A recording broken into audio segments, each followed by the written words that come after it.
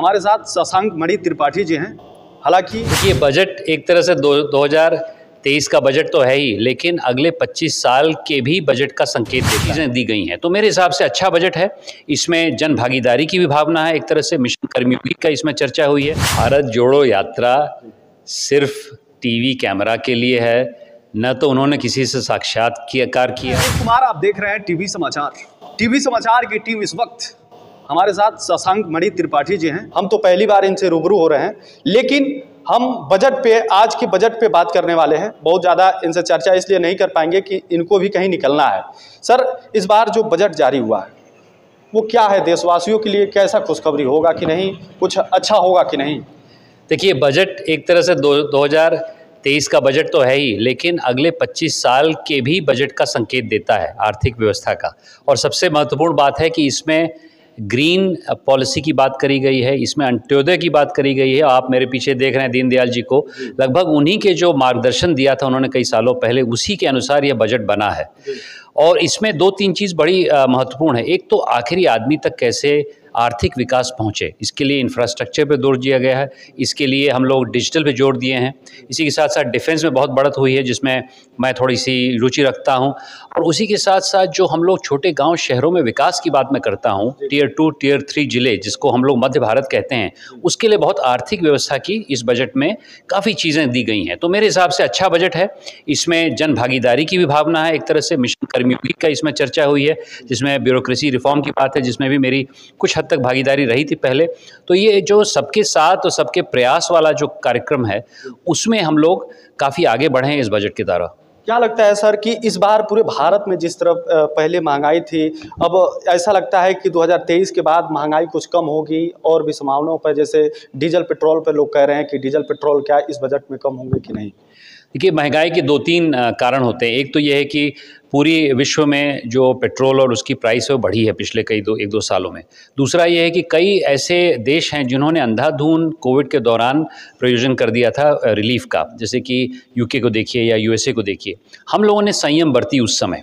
जब हम लोग प्रधानमंत्री को सब लोग बोल रहे थे कि आप और करिए, तो उन्होंने बोला ठीक है हम लोग करेंगे, लेकिन समाज को एकजुट बना के हम लोग कैसे कोविड का सामना करें। यह रणनीति मेरे हिसाब से अब फल रहा रही, क्योंकि पूरे विश्व में इन्फ्लेशन चरम सीमा पे है। आज की तारीख में यूके, ब्राज़ील, इन सब जगह पे, यूएसए में हमारे से कहीं अधिक इन्फ्लेशन है। तो इंडिया में भी इन्फ्लेशन है इस समय, लेकिन कुछ हद तक कम है।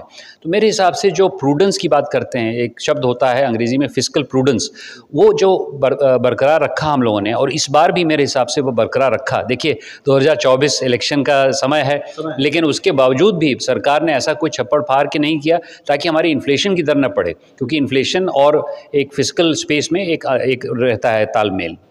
थोड़ा सा और जाते जाते एक क्वेश्चन और करेंगे, क्योंकि समय ज़्यादा नहीं लेंगे। देखिए, आने वाले चुनाव, भारतीय जनता पार्टी कह रही है, दावा कर रही है कि भाई 2024 में भी हमारी सरकार बनेगी। हालांकि राहुल गांधी कह रहे हैं भाई भारत जोड़ो यात्रा तो हम चला रहे हैं, महंगाई बेरोजगारी कर दी भारतीय जनता पार्टी, लेकिन वो कह रहे हैं कि भारत जोड़ो यात्रा जो हम चलाए हैं, हमारी सरकार 2024 में बनेगी। सर, इस बार भारत जोड़ो यात्रा सिर्फ टीवी कैमरा के लिए है, न तो उन्होंने किसी से साक्षात्कार किया, न तो कुछ आगे बढ़ा। असली यात्रा सच पूछिए तो हम जैसे लोग करते हैं। पिछले 15 साल से 1,20,000 किलोमीटर में चला हूँ, 500 लोगों के साथ मेरी जागृति यात्रा में। खैर, उसको छोड़ दीजिए। भारत जोड़ो यात्रा से कोई भी मेरे हिसाब से राजनीतिक प्रभाव इस देश में नहीं पड़ेगा। चर्चा 2024 में होगी कई ऐसे क्षेत्रों की जिसमें प्रधानमंत्री जी ने बहुत काम किया है, जैसे कृषि बाहुल्य क्षेत्र हैं, जैसे कि लोगों के लिए घर बनाने की सुविधा है, जो अंत्योदय की भावना है जो दीनदयाल जी ने की थी, वह एक ही मात्र सरकार ला पाई है, वो भाजपा की सरकार ला पाई है।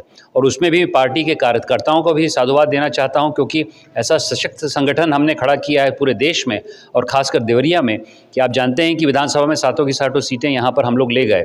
तो इसी प्रकार से मेरा पूरा विश्वास है कि देखिए, कुछ तो ऑपोजिशन होगी और होनी भी चाहिए। गणतंत्र में ऐसा भी नहीं कि एक तरफा होता है, लेकिन मेरा पूरा विश्वास है कि इस बार पूर्ण बहुमत से 2024 में हमारी सरकार आएगी, और अगले 5 सालों के लिए नहीं, अगले 25 सालों के लिए ऐसा प्रयोजन करे कि हम लोग अमृतकाल के लिए तत्पर रहें। देखिए, राजनीति में उतार चढ़ाव तो आता है, और जो लोग काम कर रहे हैं, लेकिन मेरे हिसाब से भारत जोड़ो यात्रा सरासर दिखावे के लिए है।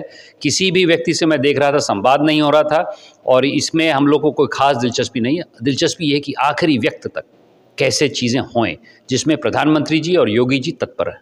चलिए सर, बहुत बहुत धन्यवाद, बहुत समय नहीं लेंगे आपका। धन्यवाद। और देखिए शशांक मणि त्रिपाठी जी से बात हो रही थी, हालांकि बजट पे और भारत जोड़ो यात्रा पे बहुत ज़्यादा समय नहीं है, फिर इनसे कभी चर्चा करेंगे। देखिए टीवी समाचार ऐसे गरीब मजदूर किसान व्यवसाय लोगों की समस्या उठाता रहता है। टीवी समाचार विभाग रूप से खबरें दिखाता है, शायद आप देखते होंगे, और ऐसे ही खबरों के लिए बने रहिए टीवी समाचार पे। तब तक ले लेते हैं आपसे अलविदा, देखते रहिए टीवी समाचार। नमस्कार।